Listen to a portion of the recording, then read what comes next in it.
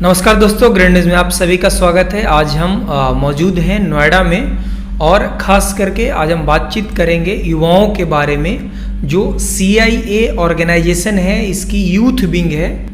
इसकी youth wing कैसे युवाओं के लिए जो एंटरप्रेन्योर हैं या जिनके पास कोई आइडिया है और वो अपनी कंपनी शुरू करना चाहते हैं या किसी भी अन्य क्षेत्र में उनके पास कुछ क्रिएटिविटी है, कैसे उससे निखार करके लोगों के सामने लाया जा सकता है।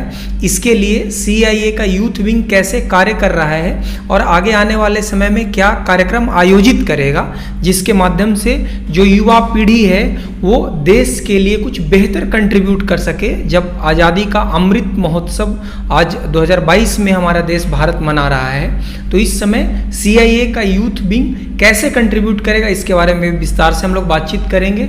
इस बातचीत में हमारे साथ मौजूद रहेंगे यंग एंटरप्रेन्योर रोहित पुरी जी, जिनके साथ विस्तार से हम जानेंगे कि क्या है CIA के यूथ विंग का योजना।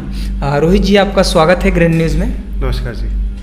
सबसे पहला मेरा सवाल आपसे यही है कि CIA का यूथ विंग क्या है, इसके बारे में आप हमारे व्यूअर्स को बताएं।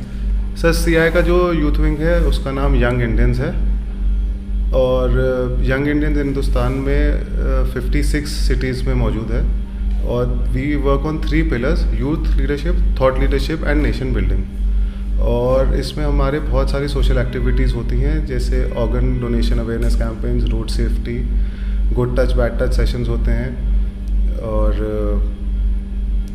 एक्सेसिबिलिटी पे हम लोग काफ़ी काम करते हैं, क्लाइमेट चेंज पे काफ़ी काम करते हैं।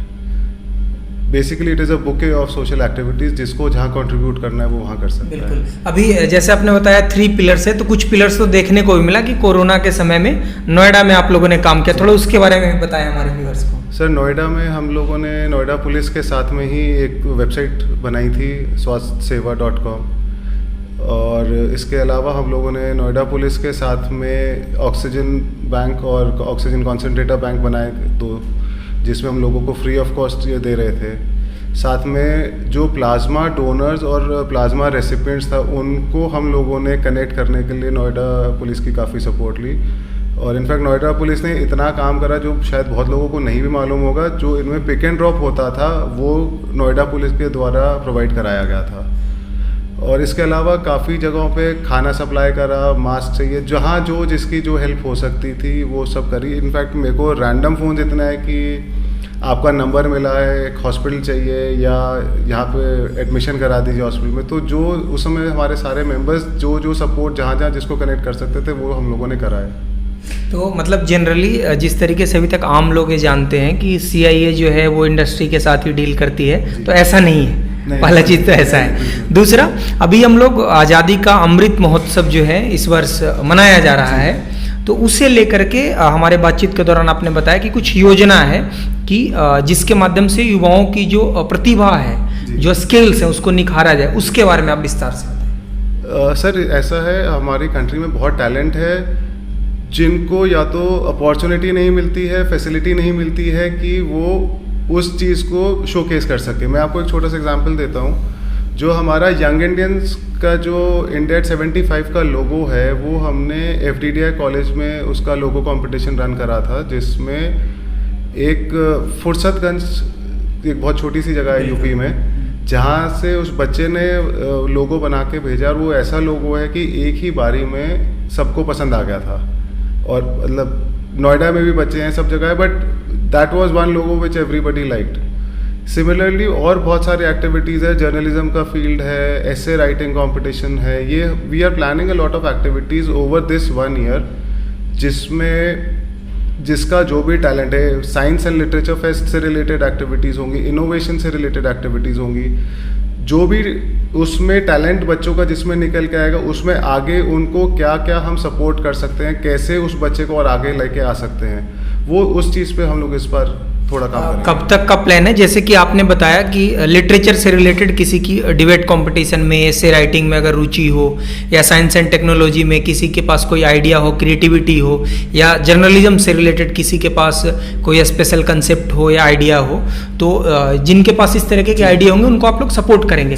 क्या टाइमलाइन है, किस तरीके से काम करना है? ये कंपटीशन हम लोग रन करेंगे स्कूल्स और कॉलेजेस के थ्रू, और जो अभी टारगेट है 12 अगस्त को एक हम परेड रखेंगे which will be for all these students, जो भी हम विनर्स उसमें अनाउंस करेंगे, और वो सिटी वाइज परेड्स होंगी, और उसके जो विनर्स निकल के आएंगे वो रीजनल में जाएंगे, जो कि हम सितंबर अक्टूबर में उसको करेंगे रीजनल, एंड फाइनल हम लोग टारगेट करें नवंबर या दिसंबर में नेशनल विनर्स इस चीज़ के अनाउंस करने के लिए। ओके, तो इसके हमारे इस जिले में जो कार्यक्रम आयोजित होगा तो कौन से लोग इस कार्यक्रम में पार्टिसिपेट कर सकते हैं, कौन से लोग हिस्सा ले सकते हैं?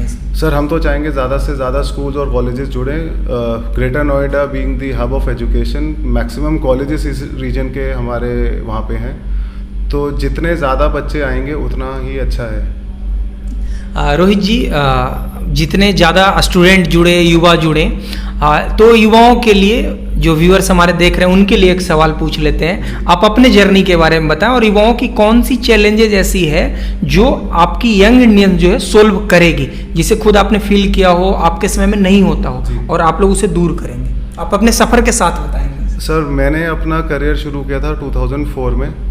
ऐसा नहीं है कि तब अवेयरनेस नहीं थी, आज की तारीख में अवेयरनेस बहुत ज़्यादा है।